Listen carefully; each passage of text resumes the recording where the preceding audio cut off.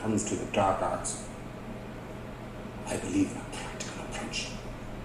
But first, each of you can tell me how many unforgivable curses there are.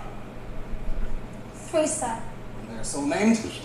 Because they are unforgivable. The use of any one of them will... Earn you a one-way ticket to Azkaban. Correct. Now, the minister says you're too young to see what these curses do. I say different. You need to know what you're up against. You need to be prepared. You need to find another place to put your chewing gum besides the other side of your desk, Mr. Finnegan. I'm here across classrooms.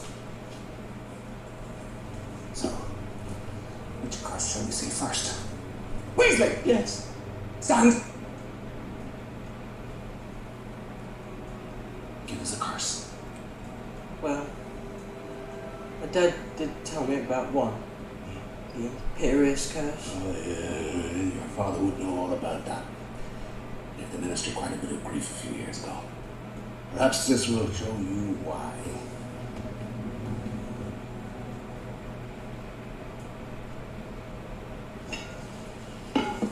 You? Beauty. Goshu. Imperial! Don't worry, it's completely harmless.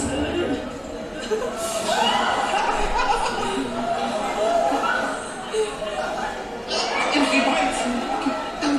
She's lethal. What are you laughing at?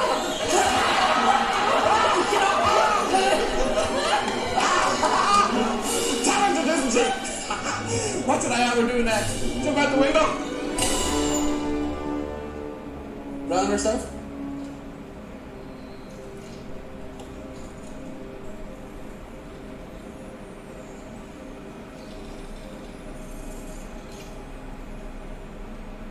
Scores of witches and wizards have claimed that they only did you-know-who's bidding under the influence of the Imperious Curse. But here's the rub. How do we sort out the liars? Another. Up, come on. Wrong bottom, is it? Up. Professor Sprout tells me you have an aptitude for herbology. So there's the Cruciatus Curse. Correct. Come. Take out your honesty. The torture curse. Crucio!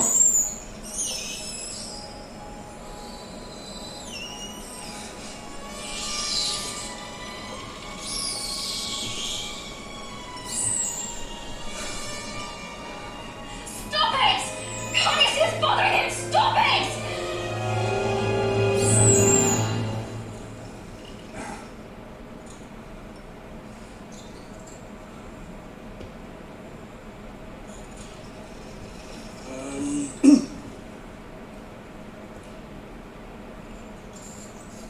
Perhaps you could give us the last unforgivable curse, Miss Granger.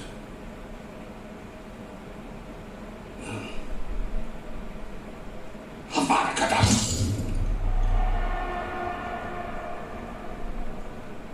The killing curse. Only one person is known to have survived it. And he's sitting in this room.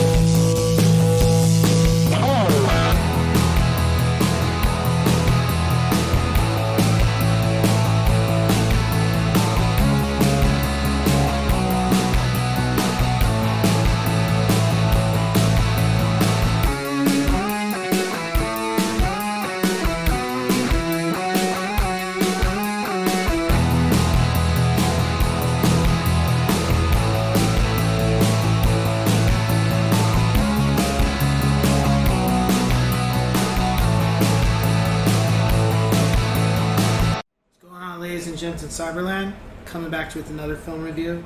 This time we're on to another Harry Potter film, fourth in the collection. So,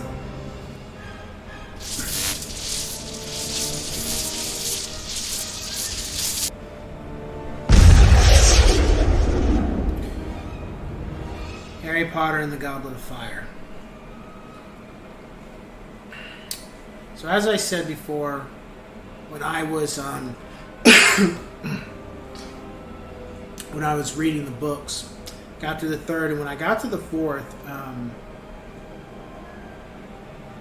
at the very beginning, I already had kind of like the hairs were starting to raise up on my arm, kind of thing, to an extent.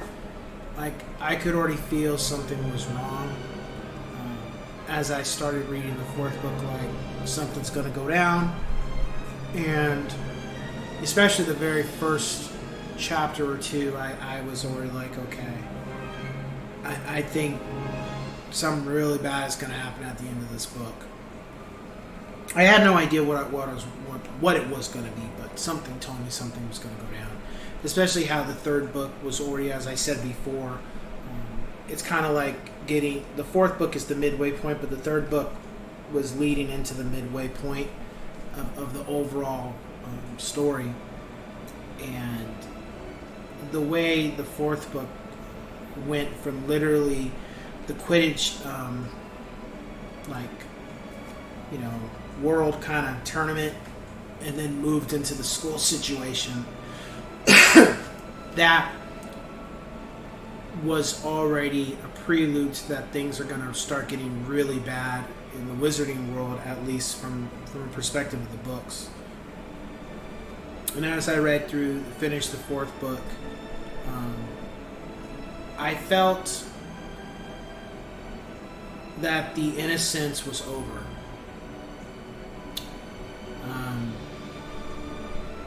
With the way the fourth book, the things that were going on in the fourth book, the elements of that weren't all shown in the film.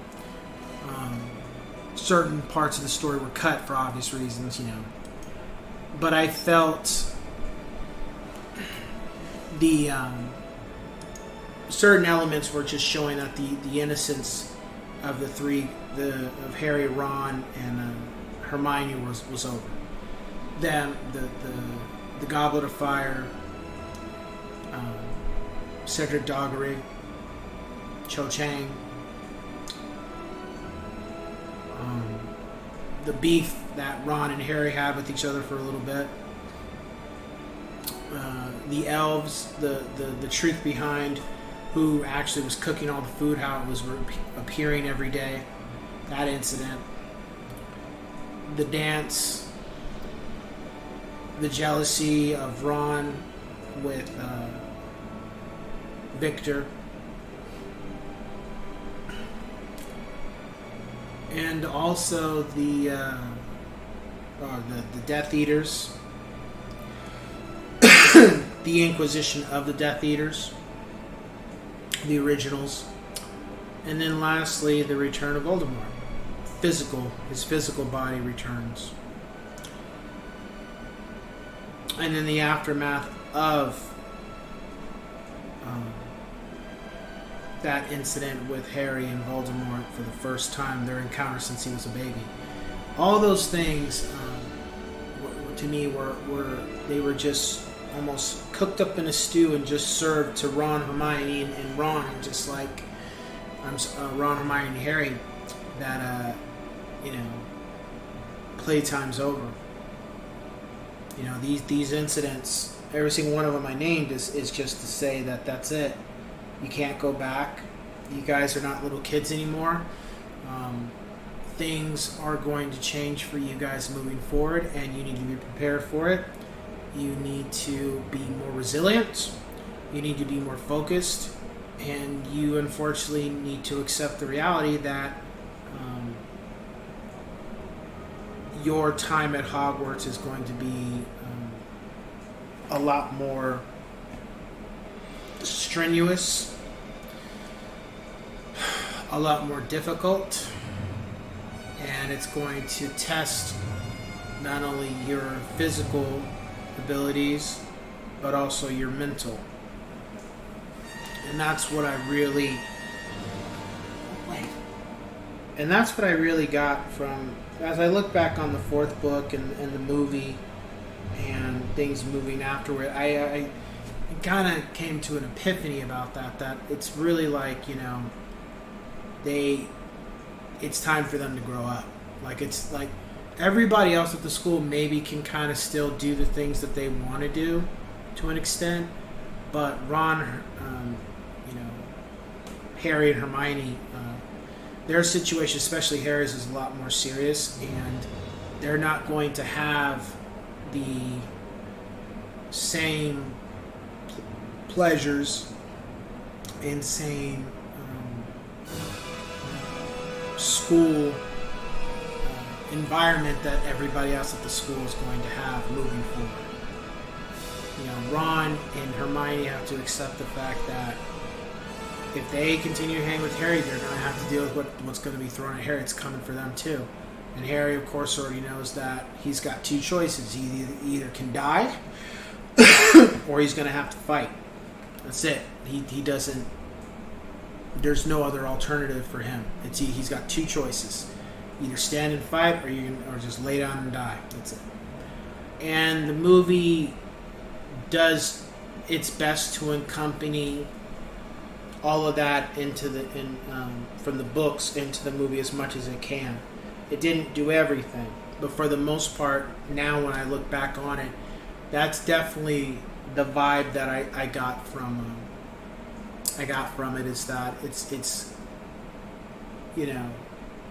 these situations are making them stronger, but at the same time, it's a nice little friendly reminder that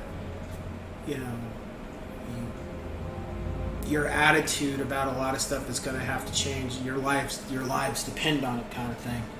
And definitely at the end of the movie and the book was a very calculated, lasting reminder, I think, for them in particular, and probably all their secondary friends that they hang out with too. I think they got the message as well. Maybe not the whole school, but definitely, Novelle, Luna, George and Fred, things like that. As far as my rating for the movie, I give it a 9 out of 10 yes sirs. I just felt like it was darker than the third, but it was missing a lot of stuff that maybe would have made the film a 10 for me, just different parts of the book. But everything else about the movie was fine. The tone, the characters that got brought in to play their parts for the fourth book. Ralph Fiennes finally stepping up and showing himself as Voldemort was interesting. And overall, the story, the pacing was good. It didn't drag. However,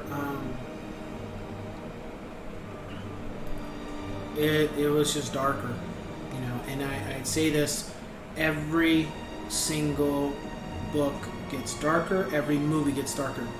And when I get to the sixth movie, I'm going to have something to say about that too, in particular, because it's now something I noticed that was different from all the other movies, and I wonder if they did that on purpose. I think that was the intention.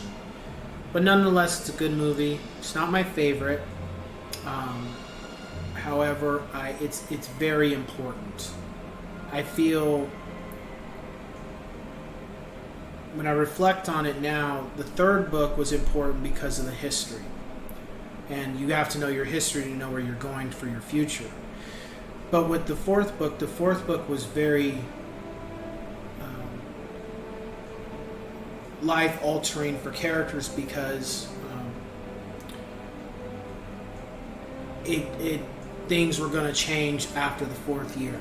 Nothing was going to be the same. It's now you better cover your ass. You better know how to defend yourself. It was so many things. And especially with one of the students being killed, as it was a guy, as he was killed, the way he was killed, and no parent should have to see that. No parent should have to go through that. That was an awful scene in the book, and it was definitely an awful, awful scene in the movie. And I think that, and the speech that was given after the fact, it was a turning point for everything up until that spot in the arc for the midpoint of the Harry Potter series. I felt that it was very important because it showed that, you know, as I said, the characters need to grow up, but that life is precious and anybody can get it. Nobody ain't no S on their chest kind of thing. You know, they ain't Superman. So you know, things are definitely now moving forward going to have to be taken a lot more seriously, and it's not going to be just having a good old time and just doing your studies and hanging out with your boys or hanging out with your girls.